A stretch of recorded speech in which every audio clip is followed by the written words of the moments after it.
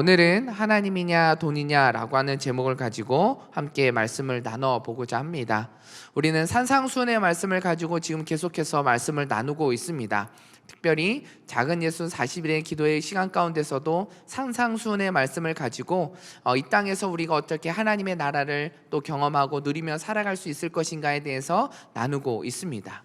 또 주일 4부 저녁 예배에서도 또 저희가 이런 현실 상황 속에서 우리가 어떻게 믿음을 지키고 또 하나님의 나라가 우리의 삶 가운데, 가정 가운데, 우리 교회와 공동체 가운데 임하게 되는지를 우리가 함께 나누고 있습니다. 오늘 말씀도 마찬가지로 산상수훈의 말씀을 나누고 있습니다. 어떻게 하나님의 나라를 이룰 것인가, 우리 교회와 가정과 또 교회와 공동체가 어떻게 하나님의 나라를 이루며 살아갈 수 있을까를 우리에게 그 해답의 길을 제시해 주고 있습니다. 화면에 보시면 우리가 너무나 쉽게 볼 수 있는 정수기나 에어컨 등에서 볼 수 있는 점검표가 나오게 됩니다. 보이시죠? 쉽게 냉장고 옆이나 정수기, 에어컨 이런 거에 보시면 쉽게 볼 수 있는 점검표입니다. 또 우리가 교회에 입장할 때도 확인 대장 명부에도 저희가 적을 때 열이 나는지 기침을 하는지 여러 가지 부분들을 체크하고 온도를 확인하고 등장하죠. 병원이나 이런 데서도 마찬가지입니다. 우리가 등장할 때 온도를 체크할 뿐만 아니라 어떤 곳은 내가 코로나 확진자들과 같이 있었는지 격리된 적이 있는지 여러 가지들을 체크하고 저희들이 입장하게 됩니다. 이렇게 우리가 점검을 하는 이유는 우리가 지금 사용하고 있는 정수기나 에어컨이나 여러 제품들이 안전하게 이상 없이 잘 사용할 수 있는지를 확인하는 작업들이 그 점검표를 통해서 이루어지게 되고, 그것을 통해서 우리는 안전하게 그런 제품들을 사용하게 됩니다. 건물에 입장할 때도 마찬가지입니다. 우리가 안전하게 또 이런 어려운 상황 속에서 안전하게 예배하고 그것을 사용하고 입장할 수 있는지를 우리는 그 점검을 통해 사용하며 알게 되어집니다. 오늘 우리가 나눌 말씀 역시 지금 나의 모습은 어떠한지를 점검해 볼 수 있는 말씀들이 오늘 우리가 읽었던 본문의 말씀을 통해서 우리에게 제시해 주고 있습니다. 오늘 우리가 말씀을 같이 살펴보면서 지금 나의 모습은 어떠한 모습인지, 현실의 모습 속에서 나는 어떻게 그 현실을 바라보며 살아가고 있는지를 우리가 함께 나누면서 한 주간 우리가 살아가는 삶이 하나님의 나라를 이루고 또 하나님의 나라를 경험하며 살아가는 귀한 시간이 되어지기를 간절히 소망합니다. 오늘 본문 24절 말씀 우리 같이 한번 읽어보도록 하겠습니다. 시작. 아무도 두 주인을 섬기지 못한다. 한쪽을 미워하고 다른 한쪽을 사랑하거나 한쪽을 중히 여기고 다른 한쪽을 무시할 것이다. 너희가 하나님과 재물을 함께 섬길 수 없다. 오늘 말씀의 핵심이기도 합니다. 이 말씀은 지금 우리의 시선이 어디에 고정되어 있는지를 살펴보아야 한다라고 말씀하고 있습니다. 이어서 우리의 시선이 어디에 고정시켜야 하는지를 선택하도록 예수님께서 우리에게 말씀하시기도 합니다. 왜 우리가 이런 선택을 해야 되는지 본문 가운데 말씀하고 있습니다. 그 이유는 한쪽을 중히 여기면 다른 한쪽을 중히 여기지 못하기 때문이다 라고 말씀하고 있습니다. 예수는 우리에게 있어서 가장 중요한 선택의 순간을 제시하고 있고 그 선택이 무엇이어야 하는지를 말씀해 주고 있습니다. 24절 하반절에 보면 하나님과 재물을 함께 섬길 수 없다라고 말씀하고 있습니다.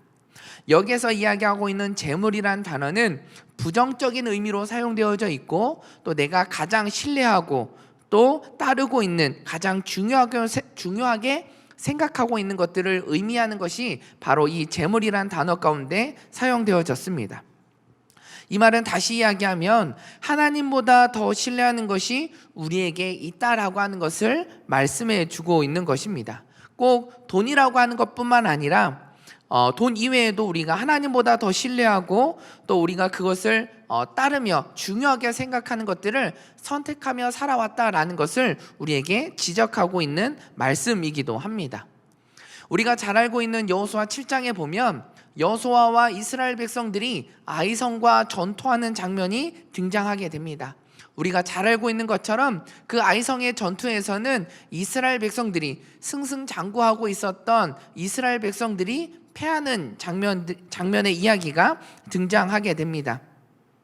그런 아이성의 전투에 앞서서 패하게 된 이유에 대해서 이야기하는데, 아간이란 사람이 등장하면서 그 사람의 선택으로 인하여서 패하게 되어지는 모습들을 이야기합니다. 하나님께서 이 전투가 이루어지기 이전에 분명히 말씀하셨던 것은 진멸시켜야 할 물건에 손대지 말라라고 분명하게 말씀하셨습니다. 그런데 하나님의 말씀보다 전쟁을 하고 있는 그 과정 가운데 내 눈앞에 보여있는 그 재물이 더 귀히 여겨지고, 하나님의 말씀을 잊어버릴 정도로 중요하게 생각했던 그 재물들이 눈앞에 놓여 있었던 아간에게, 그 아간이 그것을 하나님의 말씀보다 재물을 선택하면서 패하게 되어졌던 모습들을 보여주고 있습니다. 우리의 모습은 어떠한지 한번 생각해 보기를 원합니다. 우리는 아간과 같지는 않는지, 하나님의 말씀보다 더 중요하고 신뢰하는 것들이 있지는 않는지 우리는 생각해 볼 필요가 있습니다. 어떤 이들은 이렇게 이야기합니다. 아닙니다. 저는 하나님의 말씀을 더욱더 찾고 구하고 나아가고 있기에 나는 다른 것보다 하나님의 말씀을 중요하게 생각합니다. 예배도 빠지지 않습니다. 양육의 모든 시간들은 내가 투자하면서 어떻게든 알기 위해서, 하나님의 뜻을 알기 위해 애쓰며 있습니다 라고 말하는 이들도 있을 것입니다. 마태복음 19장에 보면 부자 청년에 대한 이야기가 등장합니다. 우리가 너무나 잘 알고 있는 말씀이기도 하죠. 예수님께 한 부자 청년이 찾아와서 이야기합니다. 영생을 얻으려면 어떻게 합니까? 라고 질문을 던집니다. 그 질문에 마지막으로 예수님께서 그 부자 청년에게 이야기했던 것은 마태복음 19장 21절에서 22절 말씀에 기록하고 있는데요, 제가 읽어보겠습니다. 예수께서 대답하셨습니다. 만일 내가 완전해지고자 한다면 가서 내 재산을 팔아 그 돈을 가난한 사람에게 주어라. 그러면 내가 하늘에서 보물을 얻을 것이다. 그리고 와서 나를 따라라. 그러나 그 청년은 이 말을 듣고 슬픔에 잠겨 돌아갔습니다. 그는 굉장한 부자였기 때문입니다. 부자 청년이 어떻게 반응했습니까? 슬픔에 잠겨 돌아갔다라고 이야기합니다. 왜 그렇게 슬픔에 잠겨 돌아갔습니까? 성경에 기록된 것은 그 부자 청년은 굉장한 부자였다라고 기록하고 있습니다. 부자 청년은 역시 어렸을 때부터 하나님의 계명을 지켰던 사람이었습니다. 하나님의 율법을 지키고 그것을 지키기 위해 애쓰며 나갔던 사람이었고, 하나님을 온전히 예배하기 위해 매번 예배당의 성전에 올라가 예배를 드렸던 청년이기도 합니다. 그런데 마지막 순간에, 선택의 순간의 모습을 보면 그런 사람이었을지라도 현실에 닥쳐있는 문제 속에 그는 하나님이 아니라 내가 현실에 놓여져 있는 것들을 선택하며 나아가는 모습이 보여지고 있습니다. 아간과 부자 청년의 공통점이 무엇일까요? 이들은 똑같이 하나님을 따르는 사람들이었습니다. 아간 역시 출애굽한 이후에 하나님께서 약속하신 그 땅을 바라보며 나아갔던 이스라엘 백성이었습니다. 부자 청년도 역시 하나님을 예배하는 자였고 율법을 따르는 사람이었습니다. 이런 공통점을 갖고 있는 이 사람들이라 할지라도 현실의 문제 앞에 하나님이 아닌 다른 것을 선택하며 나아갈 때가 있다라는 것입니다.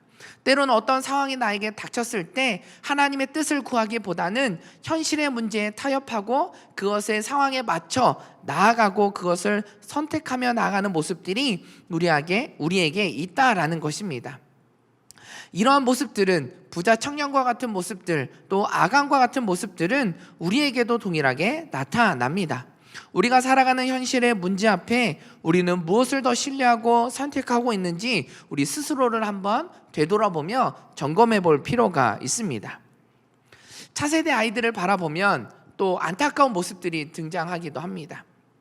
시험 기간이 아이들에게 있습니다. 또 중요한 고등학교 그리고 대학교 입시가 그 아이들 앞에 놓여져 있었을 때 그 아이들이 선택하는 모습을 보면, 이전에 보면 그 아이들이 정말 예배도 열심히 나오고 찬양팀을 섬기기도 하고 열심히 예배와 모든 것들을 봉사와 섬김을 했던 아이들의 모습이기도 합니다. 그런데 그 아이들의 현실의 문제가 닥쳤을 때 그 아이들이 선택했던 것은 시험을 위해 준비하는 시간, 하나님을 예배하는 것보다는 그래도 이번 주는 시험 기간이니까 오늘은 학원을 가겠습니다.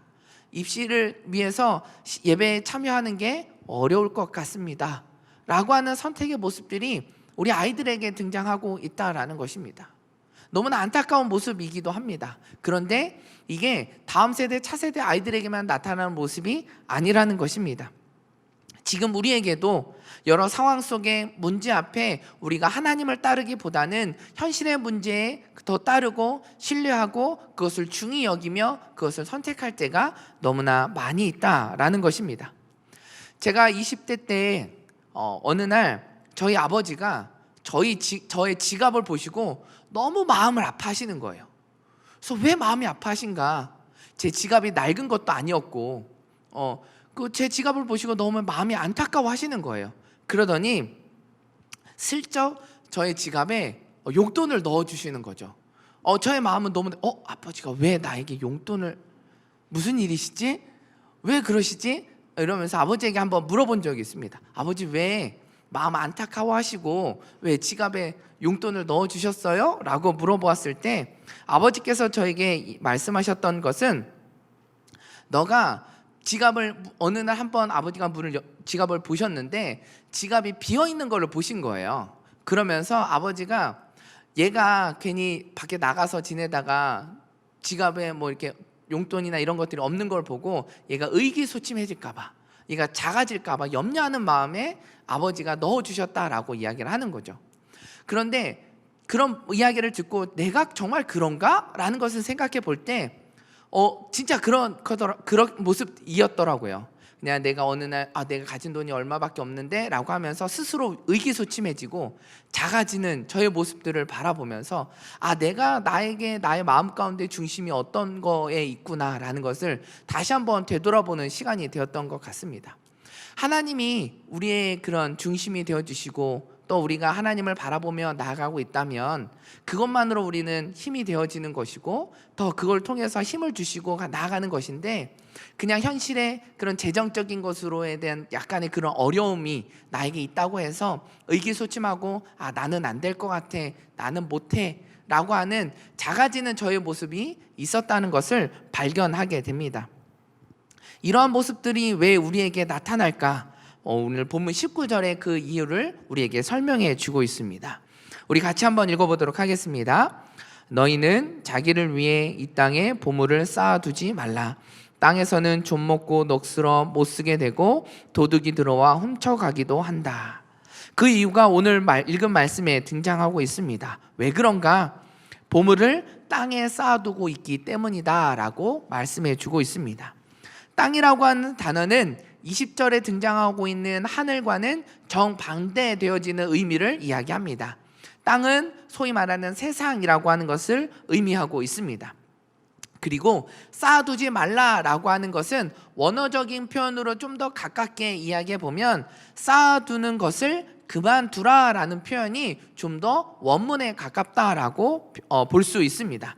즉 보여지는 것에 마음을 두는 것을 그만두라라고 하는 것을 말씀해 주고 있습니다. 돈이라고 하는 것은 지금 우리가 살아가는 현실에서 너무나 중요한 것이라는 것은 틀림없는 사실입니다. 그런데 그것이 전부인 것처럼 재물을 많이 갖는 것이 하나님의 복을 받는 사람이다 라고 하는 것처럼 복을 누리는 것으로 오해하거나 그것을 쫓는 삶을 그만 멈춰야 된다라고 하는 것을 우리에게 말씀하고 있습니다. 진정한 하나님의 복은 어떤 것일까?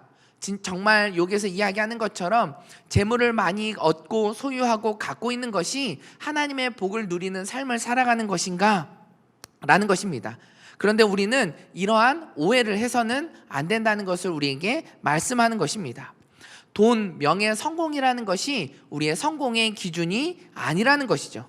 하나님의 뜻대로 사는 것이 형통한 것이고 하나님과 더 가까이 있는 것이 형통한 삶이며 복을 누리는 삶이라고 우리에게 말씀하고 있습니다. 창세기에 등장하고 있는 요셉의 모습을 보면 우리는 확실하게 알 수 있습니다. 요셉의 모습은 어떠한 사람이었습니까? 요셉은 형들에게 버림받은 사람이었습니다. 노예로 살아갔던 사람이었고 또 억울한 누명을 써서 감옥살이를 하게 되어지는 죄인의 모습으로 요셉은 살아가게 됩니다.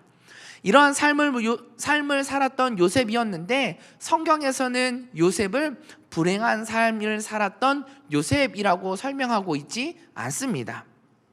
창세기 39장 2절에서 3절에 보면 여호와께서 요셉과 함께 하심으로 요셉은 형통하게 됐습니다. 요셉은 이집트 사람인 주인의 집에 머물렀습니다.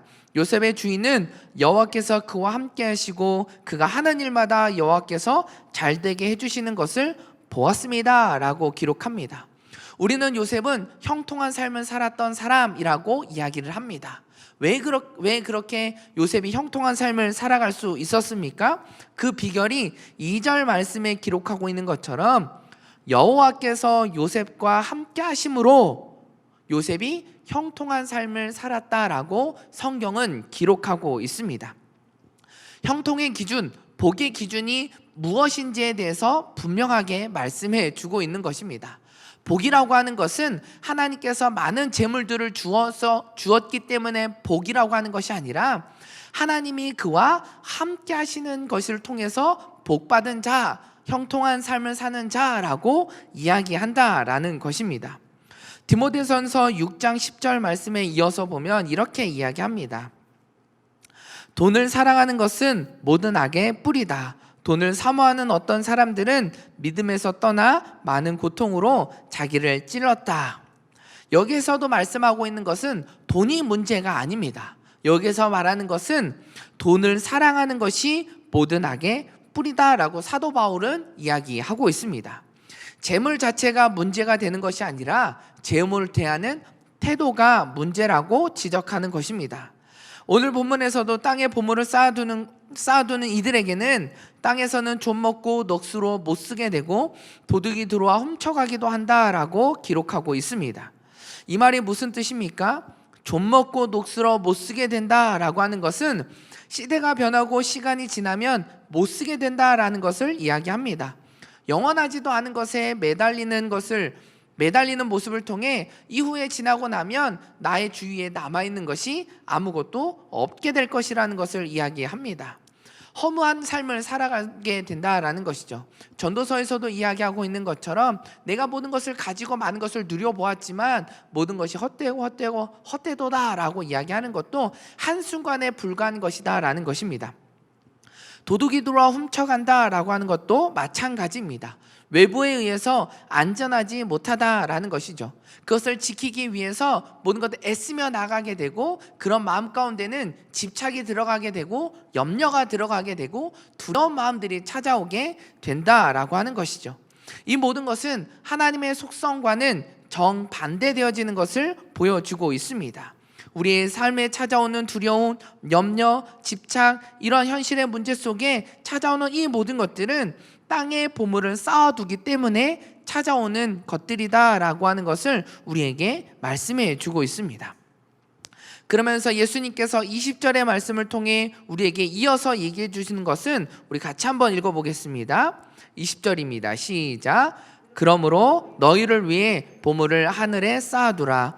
하늘에서는 좀 먹거나 녹슬어 못 쓰게 되는 일도 없고 도둑이 들어 훔쳐가지도 못한다.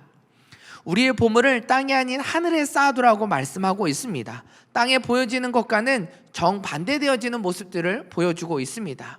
하늘에 쌓아두는 것은 영원하고 거룩하고 변하지 않는 것이고 모든 것들로부터 안전하게 되어진다라는 사실들을 우리에게 말씀해 주고 있는 것입니다.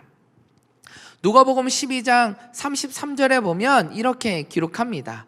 너희 소유를 팔아 자선을 베풀라. 너희는 자신을 위해 닳지 않는 지갑을 만들어 없어지지 않는 재물을 하늘에 쌓아두라. 그것에는 도둑이 들거나 좀먹는 일이 없을 것이다. 여기서도 마찬가지로 이야기하고 있는 것은 하늘에 쌓아두면 땅에서 쌓아두었던 그런 염려와 두려움과 집착과 이런 허무한 이 모든 것들이 정반대의 모습으로 우리에게 찾아온다라고 하는 것입니다. 하늘은 땅이라고 하는 세상과는 좀 반대되는 의미로 하나님의 나라라고 하는 것을 의미하고 있습니다. 그곳은 영원하고 거룩하고 그 어떤 것과 비교할 수 없는 곳으로 소개하고 있습니다. 그리고 예수님은 보물을 쌓아두는 것을 21절에 말씀하고 있는 것처럼 내 보물이 있는 곳에 내 마음도 있는 법이다 라고 말씀하고 있습니다. 종교개혁자 칼빈은 이렇게 이야기합니다. 명예를 가장 귀하게 여기는 자는 분명히 야망의 포로가 될 수밖에 없고 돈을 최고로 여기는 자는 돈의 노예가 되며 쾌락을 제일 좋아하는 자는 필연코 방탕에 빠지게 된다라고 가르쳤습니다. 이 말이 의미하는 것은 우리의 마음이 어떤지에 따라서 우리의 행동과 방향과 가치관을 결정하게 된다라고 하는 것을 말씀해 주고 있는 것입니다. 예수님도 마찬가지로 우리에게 말씀해 주셨습니다. 22절, 23절 우리 같이 한번 보도록 하겠습니다. 시작. 눈은 몸의 등불이다. 눈이 좋으면 온몸이 밝을 것이다. 그러나 눈이 나쁘면 온몸이 어두울 것이다. 그러므로 내 속에 있는 빛이 어두우면 그 어둠이 얼마나 심하겠느냐. 본문에서 말하고 있는 이 눈은 마음을 은유적으로 표현으로 사용되어졌습니다. 우리의 눈이 세상의 것에 심취해 버린다면 그 마음 역시 타락의 늪으로 빠져들 것이고, 반면 육체의 눈이 하늘의 것을 바라본다면 그 마음은 신령한 것으로 채워질 것이다 라고 하는 것을 말씀해 주고 있습니다. 그렇기 때문에 예수님께서 말씀하시는 것은 두 주인을 섬길 수 없다라고 말씀하시고, 하나님과 재물을 함께 섬길 수 없다라고 하는 것을 말씀하고 있는 것입니다. 그러므로 예수님께서는 하나님이냐 돈이냐라고 하는 선택의 기로에서 현실의 문제에서 세상이 아닌 우리가 하나님을 선택하는 자로 땅이 아닌 하늘의 보물을 쌓는 자의 삶으로 살아가기 위해서는 우리의 시선을 땅이 아닌 하늘에 두어야 한다라고 하는 것을 우리에게 말씀하고 있습니다. 시선을 주님께로 돌리는 것은 우리의 삶의 중심이 재물이 아니라 하나님께 둔다라고 하는 우리의 신앙 고백입니다. 우리 현실은 우리의 신앙 고백과는 전혀 다른 모습으로 다가오고 있습니다. 우리가 하나님 앞에 기도하고 우리가 예배하며 나아가고 있지만, 우리가 예배를 끝나고 현실로 우리가 나아갈 때는 여전히 그 문제는 우리 앞에 놓여져 있고, 또 다른 문제들이 우리를 끊임없이 공격하고 위협하고 우리를 무너뜨리려고 찾아온다라고 하는 것입니다. 그러나 여기서 우리가 잊지 말아야 하는 것이 있습니다. 그것은 하나님은 우리의 현실의 문제를 바라보는 것이 아니라 우리가 어떻게 현실을 바라보는지를 보신다라는 사실입니다. 여러 가지 문제 속에 우리가 무엇을 바라보고 있는지, 우리의 시선이, 우리의 마음의 중심이 내가 무엇을 신뢰하며 나아가고 있는지를 하나님께서는 우리의 모습을 바라보고 계신다라고 하는 것을 우리에게 말씀해 주고 있습니다. 우리가 너무나 잘 알고 있는 다윗이란 사람을 한번 생각해 보면 좋을 것 같습니다. 시편 3편 1절에 보면 이렇게 기록합니다. 여호와여, 내게는 적들이 어찌 이리 많습니까? 나를 거스르고 맞서는 사람이 많습니다. 다윗은 지금 현실에 처해 있는 상황들을 이야기하고 있습니다. 그런데 이런 현실 앞에 다윗이 어떻게 그 현실의 문제를 해석하고 바라보았는지를 우리가 볼 필요가 있습니다. 우리 시편 3편 3절 그리고 6절 말씀을 우리가 같이 한번 보기를 원합니다. 우리 같이 한번 읽도록 하겠습니다. 시작. 그러나 여호와여, 주는 내 방패이시며 내 영광이시며 내 머리를 드시는 분이니 수많은 사람들이 나를 거슬러 둘러싼다 해도 내가 두려워하지 않겠습니다. 현실의 문제가 닥쳐왔습니다. 다윗에게도 우리가 처해진 것처럼 수많은 문제들이, 현실의 상황들이 우리에게 처해져 있습니다. 눈앞에 놓여져 있는데 다윗이 해석했던 그 해석의 모습은 우리가 생각했던, 우리가 기대했던, 우리의 모습처럼 우리가 이야기했던 그런 현실의 해석이 아니라, 그런 현실이 내 앞에 있지만 여호와는 나의 방패이시며 내 영광이시며 내 머리를 드시는 분이십니다. 수많은 문제가 현실에 내 앞에 둘러싼다 할지라도 나는 여호와 하나님이 나와 함께 하시기에 두렵지 않습니다 라고 하는 그 현실의 문제 앞에 하나님을 신뢰하고 하나님께 시선을 두며 나아가는 그런 다윗의 해석의 모습을 우리는 바라보게 됩니다. 다윗의 현실의 문제 앞에서도 그의 중심이 오직 하나님께 있다는 다윗의 모습을 바라보게 됩니다. 우리의 모습이 바로 이러한 모습이 되어지기를 간절히 소망합니다. 산상수훈의 말씀은 바로 이러한 말씀을 우리에게 이야기하고 있는 것입니다.